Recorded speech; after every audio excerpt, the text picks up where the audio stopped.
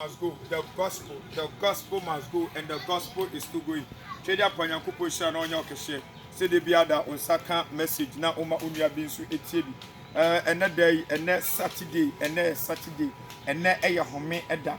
It's mammy papa ya buy any mammy, any papa, any mammo. Ever check nyankopon asem. Now you yes and no. You need to give it a flashback, and then so you need to feed your soul with the undiluted word of God. The Kaiser, mo Kaiser, the video be waha about don't follow miracle. Mama follow me at channel and find Saint-Channel share yes, and I find Saint-Channel and share Yankopon. That video no ahana me ye and it's your papa no some greenhouse beer and no baby it's me more eda. By the way, my papa me too much video see me so. It's good they get some place to sleep, but it's best for them to know Christ. So when you know Oman who Yesu, no more money, Oman transmatrani, Amami Papa, my bregu. Me bote nyina so mbe hu Kristo no mo tinye wu amabo no matransmatrene na ogie ayo modia me patch of Bible for pen for book ni nsu ade kakra enema me papa Kristo so ma hwease menim say bebre na ni eni me nya adwen ba ma me papa the truth does not call for your opinion no kra no me hia wu opinion to make the truth be truth. The truth always stands to be truth.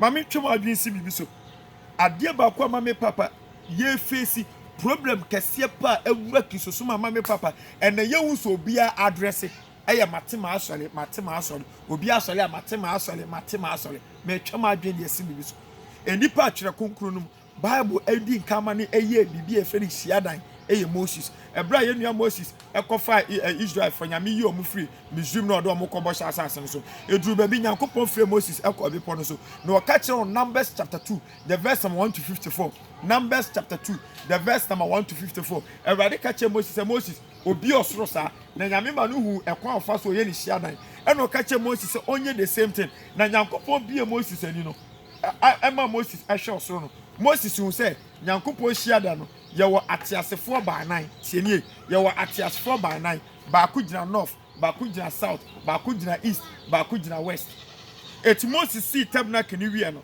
e no ka kire Rade se ma wie e ho na Rade ka kire Moses on say me dia na wo hwe no so no on the east side no Moses on the east side no me twema bi de si bi so no e Judah on the east side e lion on the east side no e lion on the west side a man on the south side a calf and on the north side a flying eagle and a radical catcher Moses me person hear the same thing Moses is Syrian me patches atam no na blocks in cement in iron rod na se for any ho it Moses used to be a friend tent it was Syrian a friend the tabernacle Moses Syrian and a radical catcher Moses Shadia dear me person we ye bra na me illustration of said do it Moses is tabernacle na wie me twema bi de si bi so fashion from na me nkyira de bi wa Moses is tabernacle na wie ye wo the north south east and west hwade bi wo from ha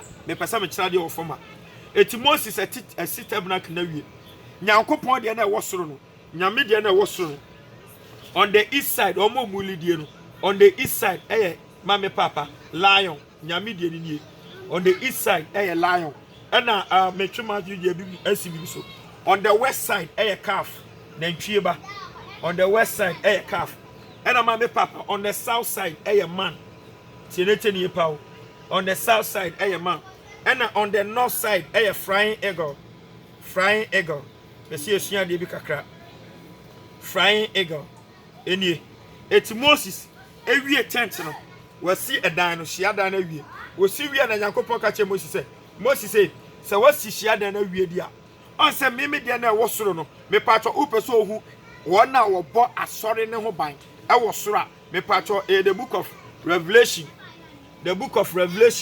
chapter 4 the verse number 5 to 7 8 Revelation chapter 4 the verse number 5 to 8 atase 4 by 9 no and ho ne wo Revelation chapter 4 the verse number 5 to 8 omunya bo sa hia dan no ho ban e wo soro me patcho teneteni etebla Nyankopon ka che Moses say wonye ye friend say tent no anase hia dan no wo wie ye no Nyankopon dia no east a lion west a calf south a man and north a flying eagle And when Yankopon catch Moses, in on the east side, no, in place of lion, no, in place of lion, no, and when they catch Moses for the trap of Judah, the trap of Judah, the trap of Issachar, the trap of Issachar, and the trap of what? Zebulon, the patron Zebulon, on the south side, which is man, and when they catch Moses on the south side for the trap of Reuben, the trap of Reuben, the trap of Simeon, and the trap of Gad, the patron and on the west side, the patron on the west side, in place of what do you call calf, and when they catch what do you call Moses, one for the trap of Ephraim, the trap of Ephraim, the trap of Manasseh, and the trap of what do you call Benjamin. On the north side, in place of frying egg, Eradimani you see the trap of Dan, the trap of Asa, ASHR, and the trap of Naphtali. Me pacho cheneteni. Enye Moses ene echusu sankofu e. Eye God called, enye man called. Moses asede so onya tent no. Moses ye tent ni wie no. Me pacho yesua de kakra. Enye Moses ne koyi say the trap of Judah bra, Issachar bra. Nyame na share Moses say fasa trap we. Me pacho these 4 living creatures no. And me papa omo na perfect church no. Yenua Paul ebeka no the book of Ephesians. The book of Ephesians chapter 4, the verse 11. Yenua Paul Ephraim the 5-fold ministry. The 5-fold ministry. Me pacho eye 4. Eye 4 according to the Old Testament no. The 5-fold ministry eye 4. Apostle and evangelist omo ye dwuma baako. Apostle and evangelist omo dwuma ne baako. Etima me papa hwe. Ba bibia nyame hia dan wono. These 4 living creatures, lion, calf, man, flying eagle, they are supposed to be there. This is the mame papa. Where is Shiadan? Aha, Shiadan.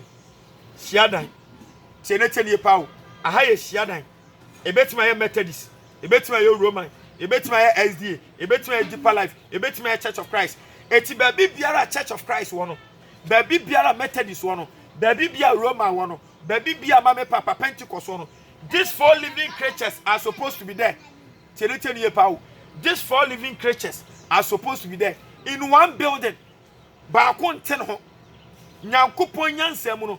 These 4 living creatures. Yenua Paul beka no Ephesians chapter 4 verse 11 as the 5-fold ministry. So muni no ho the church can never be perfect.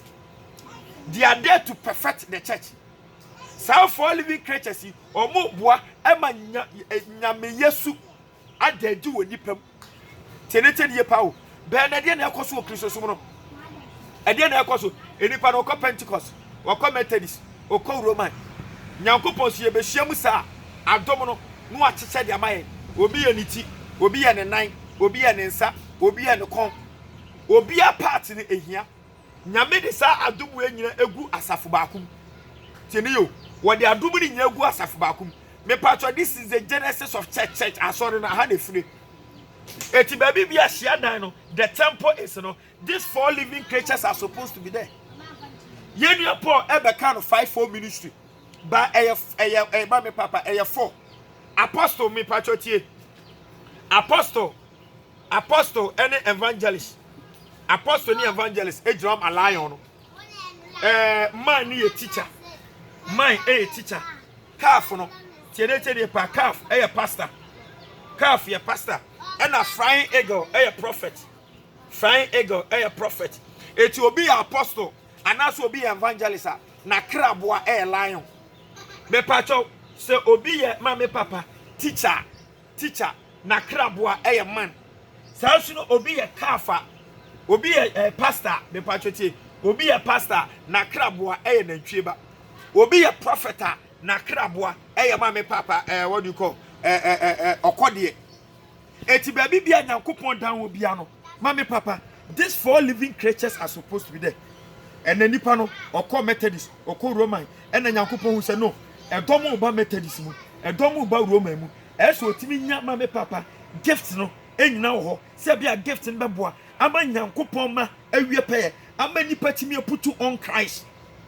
Chenetele pow. How many people to Christ? And when you don't know my papa, I never know a park so no burning some oba no ashon come and then when you baba also no and escafo obi asumi ne or person obi kan shebre mu kire no be pacho odi fado ma chade enkwagye ni wo yo odi fo no ate asori a anama me papa obi yo odi fo no ate ase na odi na chi amema odue chenetele pow gift ndi anyame ne de ba wo ba wo de ma for purpose wo dia no a puli cloud enipa na adwe be say me kope mayaresa bi kope sika bi kope we oba na teacher na kire no Hebrews chapter 4 verse 12 verse nyakopa asem no ano nam se krantani fanu abra wo ka no ewura kwa ne echimu etenipa ne te wasa ama me papa we na je se ko be peloto number we na je se ko be hwe ni shebre na so asem na eba no e ka nanim etunufo e kire no ubo sama me papa ne boni na wajai etima me papa Christos ma hwe asie nyinani etena obi a prophet osemati asore and no be kon ma me papa ye one man show ado so fan kwaso na asore ne maso but these 4 living creatures and the 5 ministry they are all supposed to be in one building. Meaning say ma me papa be benati teachings we mubefu I'm not able to ma me papa explain it into details because say me here me the phone no record just 10 minutes and yes I meet me post to Facebook meet me post to WhatsApp me download do enye twede upon yakupon sha no nyoka share me pa cho me number 0547400679 download the Telegram app no and then you may be red tip into this issue. Sharon, peace, bye bye.